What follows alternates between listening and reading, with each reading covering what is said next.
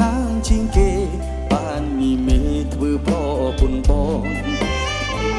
សែនសុខកនឡងចង់វាក់បេះដូងលូតខំធម្មតាសំណាងជាងគេព្រោះតែថ្ងៃនេះតួបាបកាស្លាយសូមទូលសេចក្តីប្រាថ្នាអូននឹងរៀបការជាមួយនឹងបងមនុស្សដែលលោកបានចាសូមអរគុណនិស័យដែលជួយទឹកដៃឲ្យយើងជួបចិត្ត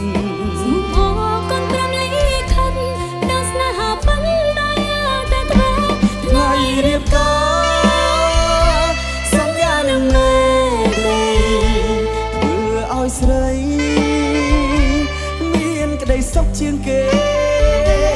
សូមសន្យាថាពួកយើងទាំងពីរនាក់មិនឆ្លើយគ្នាទេមិនចោលក្តីស្នេហ៍ហើយគ្នារៀងរហូត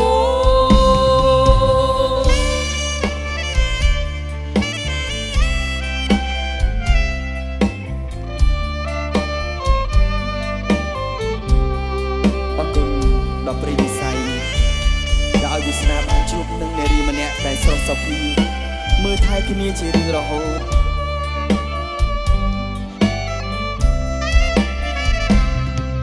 រូបបងសំណាងជាងគេបានញីមេធ្វើប្រពន្ធបងហើយមានសែនសុខកនឡងចង់វាបេះដូងលូតខំធម្មតាអូនសំណាងជាងគេព្រោះតែថ្ងៃនេះតួបាបកាស្លាយសូមទូលសេចក្តីប្រាថ្នាអូននឹងរៀបការជាមួយនឹងបងមនុស្សដែលលោកបានចាសូមអរគុណនិស័យដែលជួយទឹកដៃឲ្យយើងជួបចិត្តសូមអរគុណព្រមលីខិតដល់ស្នេហាប៉ុនដល់យើងតែធ្វើថ្ងៃរៀបការសន្យានឹងមេត្រីធ្វើឲ្យស្រីមានក្តីសុខជាងគេសូមសន្យាថាពួកយើងទាំងពីរនាក់មិនបែកគ្នាទេ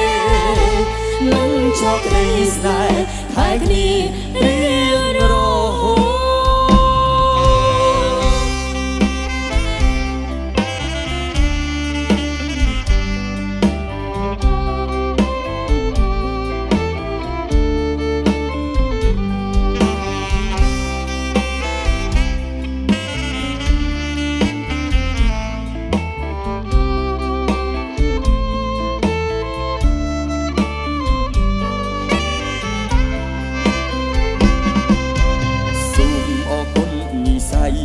ដែលជួយដឹកដៃឲ្យយើងជួបចិត្តសូមអរគុណព្រមលីខិតផ្ដល់ស្នេហាប៉ុនដល់យើងតែធ្វើថ្ងៃរៀបការសន្យានឹងមេត្រីធ្វើឲ្យស្រីមានក្តីសុខជាងគេសូមសន្យាថាពួកយើងទាំងពីរនាក់មិនចោលគ្នាទេមិនចោលក្តីស្នេហ៍ហើយគ្នារៀង